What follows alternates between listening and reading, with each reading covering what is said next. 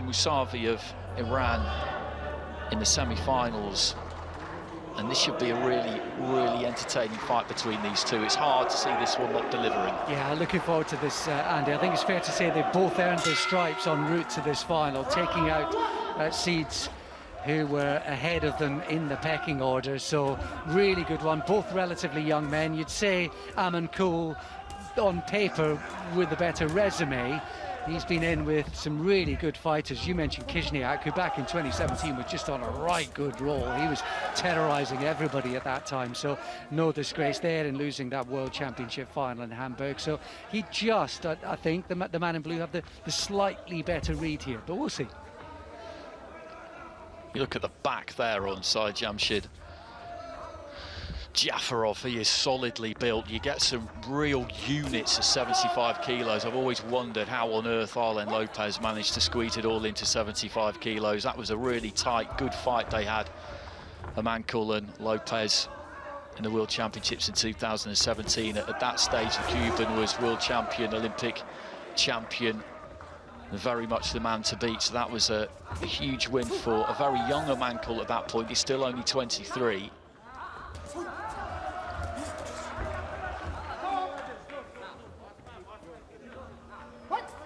And he's the elder statesman, just and only just. So this is two fighters who've already achieved plenty with decent records, but the future's pretty bright too. Well, this is Amankul's 249th fight, which is amazing, really, when you consider the age that he is. Midway through round one, leading off with that right hand. He does like to do that, the fighter in blue. Just reaching in behind his left a little bit there, Jafarov.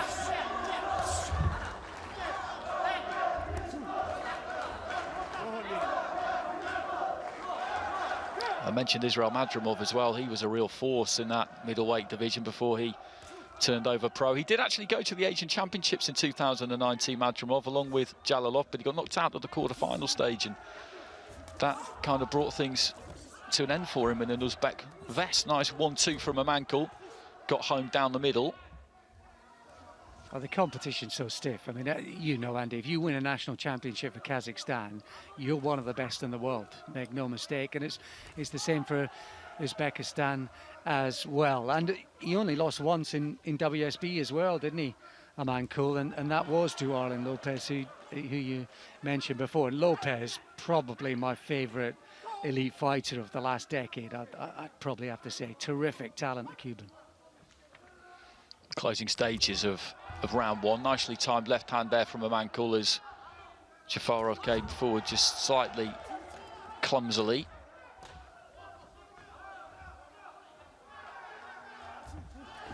Just falling short with the 1-2 there. Jafarov, bell goes at the end of the first round. Amankul in blue of Kazakhstan makes his way back to the corner. Jafarov of Uzbekistan, he's in the red. Just felt that the difference between them in that round was twofold, Andy. One, that Amankul seemed to be doing much of what he wanted to do, and Jalalov was maybe reactive. And the other thing was the defence. He was just getting out of range, Amankul. He was making Jalalov miss, and I thought those two things were just enough for him in that first round. Loses his balance slightly as he comes forward every now and again. Jafarov kind of leans into it. Did get home with a couple, but Amankul, I think, has seen that, looking to try and just back off a little bit when he sees Jafarov come forward like that. So 1 round down, 75 kilos.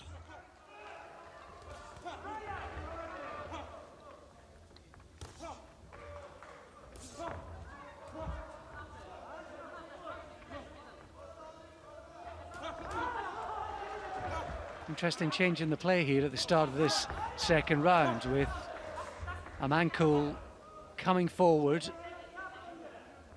looking to press the action. And this is quite an aggressive start to the round from him. He's doing it intelligently, though.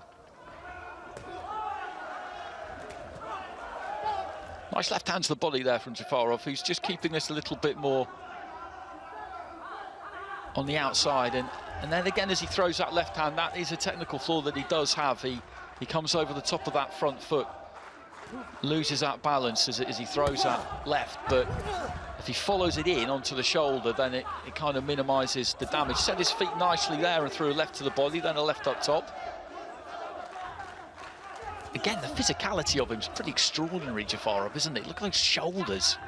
Yeah, and the arms as well, very, very long arms. You feel these are assets to him, and he's still quite young as well. I think Andy's implying that, you know, light heavyweight probably beckons sooner rather than later for the man in red. He's maybe just quelled Amankul through the first minute and a half here. I was really interested by the way Amankul came out, thrown the right hand to the body, slightly under the high guard as well, pressing the action. He's not been as effective as I thought he might be.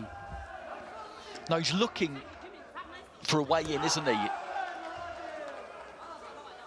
But he hasn't really found one just yet. And whilst he's been looking, Jafarov has been doing some fairly effective punching. Decent left hand there from him again. But there's a nice 1-2 there from Amankul, and the referee steps in with a stand, and he doesn't like that too much, Jafarov. But as I reminded you earlier on, if you have a standing count given against you, that will not necessarily result in you losing the round 10-8.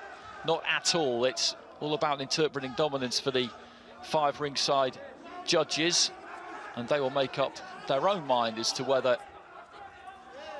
they feel that standing count was really necessary from the referee. But he saw a good solid punch land and was very, very swift to intervene. Yeah, you wonder about that, don't you?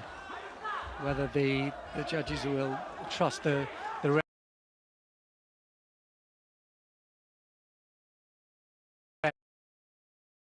referee. I suppose the one thing I should have mentioned as well is how effective, when he came out at the start of the round, Amankul, how effective, when he was pressing the action, how effective actually was he orthodox compared to when he's in the southpaw stance. That's another thing we'll bear in mind. You see, he's switched back. He seems to be having more success southpaw to my eye, and there he goes once again, landing another shot.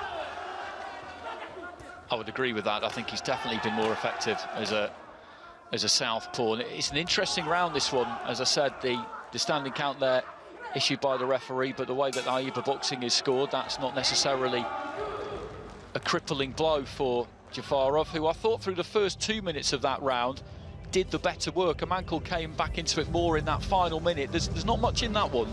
Yes, and was it a case of Jafarov through those first couple of minutes was kind of stealing punches, stealing points, and then the last minute was really effective, heavier shot pressure from Amankul? I suppose you balance off the two conversations there.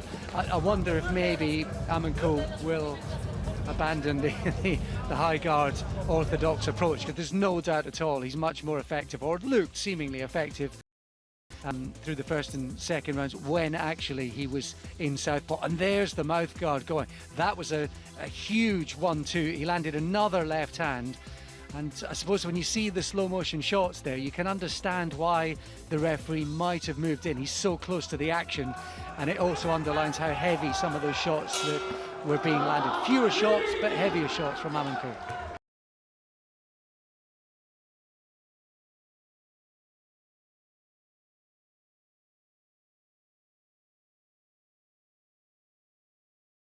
Just digging his toes in and looking to lead off with the right uppercut there. Jafarov, who has done some decent work in that second round, is doing some decent work at the start of this round as well. The kind of dynamic of the fight is that Amankul's the boss when you look at it. He's the one who seems to be dictating terms, but it's about who lands what. And that balancing act in the second round wouldn't have been all that easy for the judges, because his work in that final minute, as you said, it was more authoritative, wasn't it? He put more of a stamp on things, whereas Jafarov was more of a kind of heavy-handed cat burglar. He's in, throws a couple, gets back out again, and it's a similar kind of rhythm and theme to this third round so far. Nice left hand on the inside there from Jafarov. This has been a good fight, and I think we're going to have a very entertaining finish here too. Indeed. He's picking some shots nicely. There's too much aggression from Amankul in this round, and that was rather uncalled for. That was a wrestling move from Jafarov. I'm pretty sure he picked him up by the feet there, and he had to dip down to do it. I'm not quite sure what all of that was about, but there's been a bullying style about the way that Amankul has gone about this, and that's at the expense of his boxing on occasion. I think too much so. I'm enjoying his attitude, and it really is getting slightly out of hand here, Andy, in spells. There, Amankul just using a little bit of the head.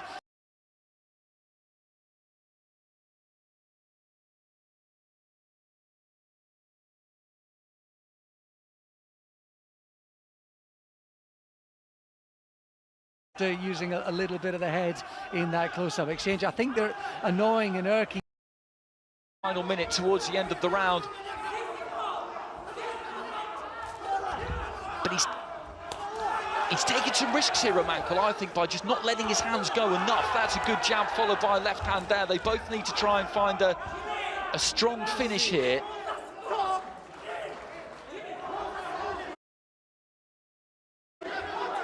Landed 3 big punches there, Amankul, in that exchange. It is the same story, as you say, as the previous round. Not quite as effective, Amankul, as he had done in the previous round, but he's landed some telling shots right at the end of it. That was fiercely competitive. It was a great third and final round, that, as those two looked to really get stuck into each other. And as you said, there was a bit of fun and games in there as well, with Jafarov dumping Amankul on his back, and then Amankul just coming in with a header touch as well. There's no great celebrations from either corner, and I do make this one an interesting one to score, because Amankul, for me, could have done more. If he doesn't get this, I think he will absolutely kick himself. He will know that he could have let his hands go more. The winner by split decision in the red corner, representing Uzbekistan. And Jafarov gets it for Uzbekistan via split decision, and for all the reasons we've been outlining, it was